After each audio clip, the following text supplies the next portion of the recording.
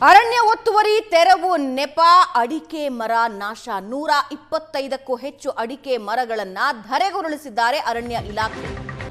ಉತ್ತರ ಕನ್ನಡ ಜಿಲ್ಲೆ ಸಿದ್ದಾಪುರ ಬಳಿ ಗೋಳಿಕೈನಲ್ಲಿ ಈ ಘಟನೆ ನಡೆದಿದೆ. 1980ಕ್ಕಿಂತ ಮೊದಲಿನಿಂದಲೂ ಸಾಗುವಳಿ ಮಾಡ್ತಾ ಇದ್ದ ಜಮೀನಿದು.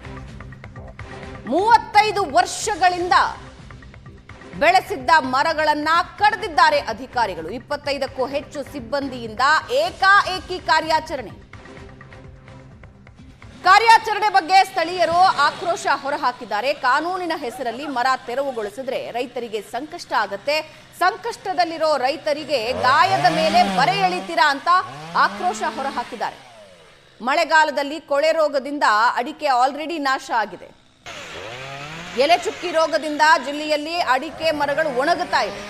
ಮೇಲಾಗಿ ಹೀಗೆ ತೆರವು ಮಾಡಿದ್ರೆ ಬದುಕೋದು ಹೇಗೆ ಅಂತ ಪ್ರಶ್ನಿಸ್ತಾ ಇದ್ದಾರೆ. ಕಾಡಿನ ರಕ್ಷಣೆ ಹೆಸರಲ್ಲಿ ಮರ ಕಡಿದಿದ್ದಕ್ಕೂ ಆಕ್ಷೇಪ ಹೊರಹಾಕಿದ್ದು, ಅರಣ್ಯ ಪ್ರದೇಶ ಆದ್ರೆ ಜಾಗಕ್ಕೆ ಬೇಲಿ ಹಾಕಬಹುದಿತ್ತು, ಅಡಿಕೆ ಮರ ಕಡಿದಿದ್ದು ಪರಿಸರ ನಾಶ ಅಲ್ವಾ ಅಂತ ಆಕ್ರೋಶ ಹೊರಹಾಕಿದ್ದಾರೆ.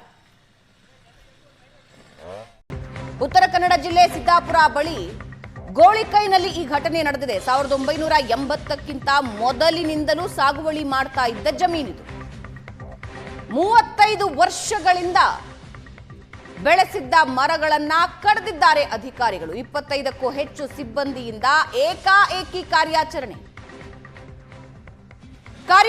ಬಗ್ಗೆ ಸ್ಥಳೀಯರು ಆಕ್ರೋಶ ಹೊರಹಾಕಿದ್ದಾರೆ. ಕಾನೂನಿನ ಹೆಸರಲ್ಲಿ ಮರ ತೆರವುಗೊಳಿಸಿದ್ರೆ ರೈತರಿಗೆ ಸಂಕಷ್ಟ ಆಗುತ್ತೆ, ಸಂಕಷ್ಟದಲ್ಲಿರೋ ರೈತರಿಗೆ ಗಾಯದ ಮೇಲೆ ಬರೆ ಎಳಿತೀರಾ ಅಂತ ಆಕ್ರೋಶ ಹೊರಹಾಕಿದ್ದಾರೆ.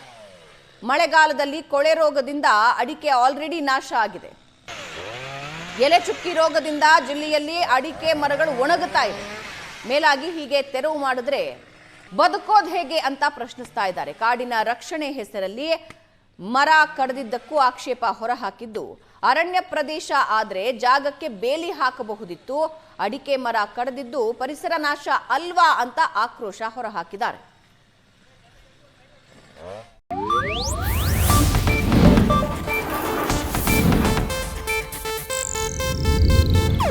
ಇದು ಏಷ್ಯಾನೆಟ್ ನ್ಯೂಸ್ ನೆಟ್ವರ್ಕ್ ಪ್ರಸ್ತುತಿ.